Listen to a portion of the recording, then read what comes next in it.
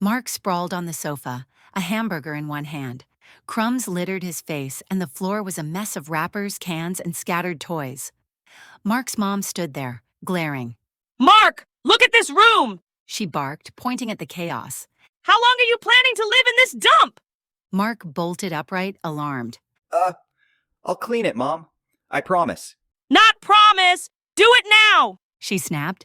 Mark scratched his head, forcing a grin. Right. On it, Mom. She sighed in disappointment and said, If it's still there when I come back, you'll regret it.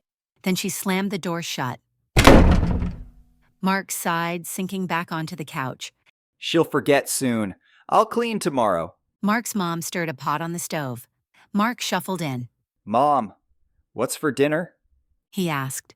She turned, her expression cold. Did you clean your room? Almost. He stammered. Just taking a little break. No dinner until it's done. She said firmly. Mark stomped back to his room, grumbling. Mom Cat shook her head sadly.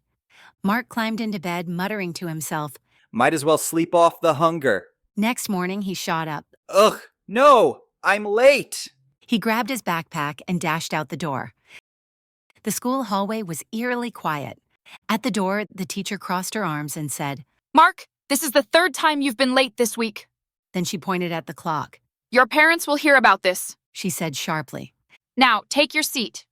Mark slunk to his desk, his classmates whispering and snickering. Mark's mom stepped into his room, surveying the mess. Her phone rang, and after a brief conversation with the teacher, her expression hardened. I've given you enough chances. She muttered, glancing around.